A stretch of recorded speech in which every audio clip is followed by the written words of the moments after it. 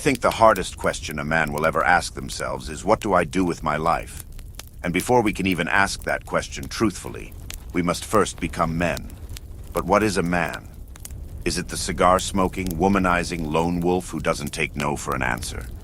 Is it the soft man who turns the other cheek? Is it doing one habit over another? Is it physicality? Is it violence? Is it power? I say, find out for yourself what it means to you. Only you can walk that path, and all facts or statements on what a man is really an opinion. Compared to previous times in history, where what made a man was more well-defined, we live in a world that doesn't really care for rugged individualism. We pretend we do, but all these definitions and labels we give ourselves to feel more unique are really just boxes we put ourselves into to cover the void where a true personality would be. We have left the days of the Wild West, the days of conquest and true innovation. There are no new lands to discover, no new ideas that really change the world. We are lambs in the slaughter of the modern world. Our minds, morals, our bodies are all under attack by parasites that wish to drain us of life and ambition. Everywhere we go, something or someone wants to take our energy, whether in the form of money, of time, or of emotion. So, you might be thinking, why be a man? What's the point? We don't even know what one really is anymore.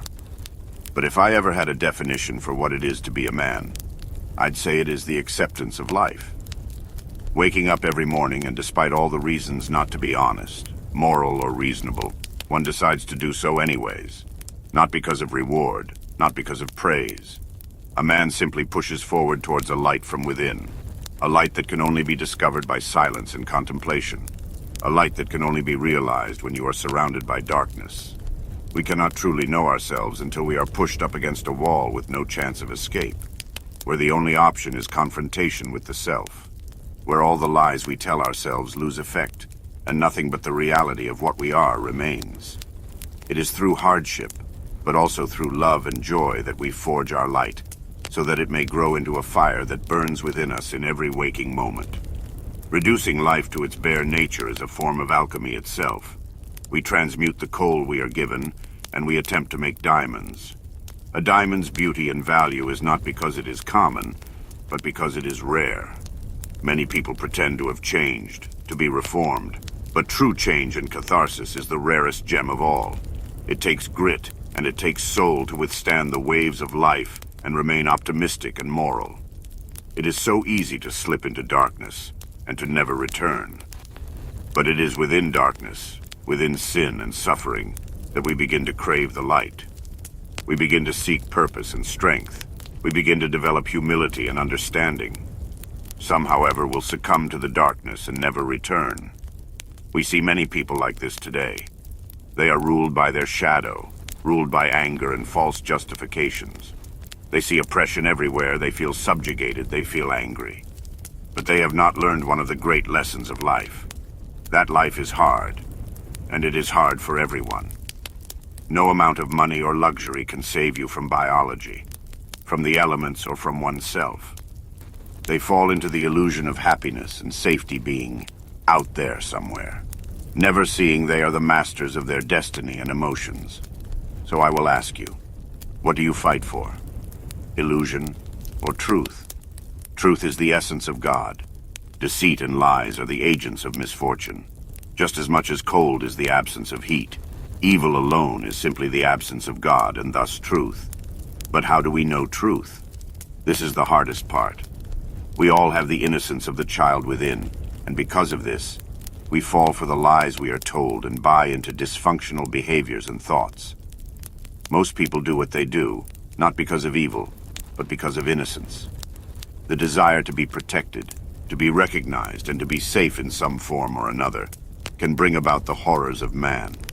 It seems the only way to discern truth from falsehood is to pay attention to the effect of our actions, as well as the actions of others throughout history. Actions and thoughts that bring harm to oneself and/or others cannot be truth. The fire within man is both the agent for change and the harbinger of destruction. So what is fueling your fire? A desire for power, or the desire for force? Power and force are two different things. It would serve you well to meditate on the meaning. A man wields power. A coward wields force. When nobody is looking, what do you do? When you have a chance to be petty or violent towards those weaker than you, do you take it? Do you wish to dominate others? Or do you wish to bring out the potential in yourself and those around you? These are the decisions that decide which path we are pursuing.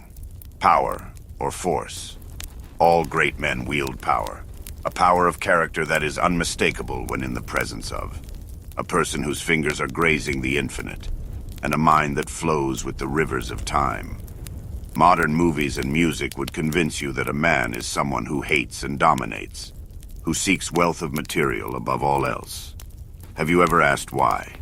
The war of our time is not one of nations or races, but of the spirit and the direction of human consciousness.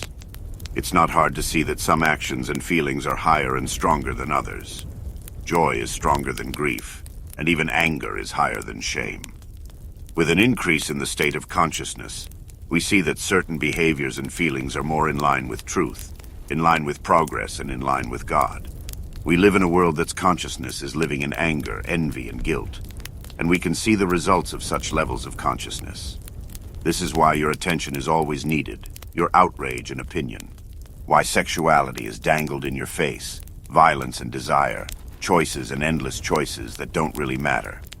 Because if you are always wanting, always competing, and always pointing the finger elsewhere, you can never look within. How many of us are living in hell right now, residing in fear and hatred, wants that cannot be and desires that torture our minds? This kind of mindset is beneficial to our controllers, to be distracted with the illusion of political parties and race and gender. The hidden hand wishes for our complete enslavement to the material world and its traps. Love is the only way out. Love is not just platonic. Love is attention and focus. And many people do not realize how much love there really is. With the right mind, we can see love in many things. If our minds and hearts are open, we can see that a box made with love gives off an unmistakable energy, whereas something made robotically will lack this.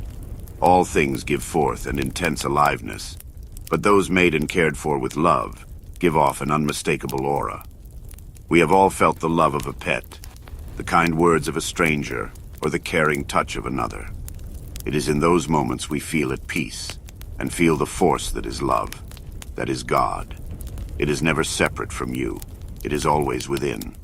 These words are not meant, however, to deflect from our current reality. We must learn to defend ourselves in idea and in body. We must try and protect those that cannot protect themselves. Because in the end, you may abandon your body, but you must not abandon your honor. These concepts are abstract, of course, but when felt they are more real and transcendent than reality itself. If we do not stick to our word and honor ourselves and our convictions, we are nothing but beasts. If we do not protect those weaker or show mercy, how can we truly be strong? We live in a time where we are pushed to think like animals but expected to act as humans. I say accept you are both, but live for the latter. Shame and guilt are tools of the ego. Even when you blame and put yourself down, you are really juicing your ego and the illusion it provides. They did this, they did that, I am right, and they are wrong. All of this gives us a kick of sorts. Part of the process of becoming a man is to stop feeling bad for yourself. Look for the lesson and stop blaming others as though it will change anything. It is childish and self-defeating. Even if every desire you ever had was satisfied, every wish granted, you would still be left wanting. True satisfaction is not possible in this world. Instead of feeling sorry for yourself, accept the role you have here and do your best. When do we stop and take time to look at a tree? Look into the sky and feel the sun. How much do we stop all distractions and just be with the moment we are in? These things are the genius of a child and those who are among the dying. Acceptance of the present and the acknowledgement of the eternal moment. So I dare you to find out what you are through trial and error, joy and pain. Be fluid, be open of heart and mind. Protect what cannot protect itself and be a servant of truth. All it takes is intention and small steps every day. You don't need to change the world or leave a legacy. You don't need to be rich or be feared by others. You don't need to be big or strong. You only need the fire. One that will push through all darkness, and one that warms the hearts of those around you. Like a moth to a flame, purpose will find you. Happiness, joy, and love are all within you. They do not need to be found. So don't worry so much. Dream up a good life and enjoy the process. It may seem hard, but I know you can do it.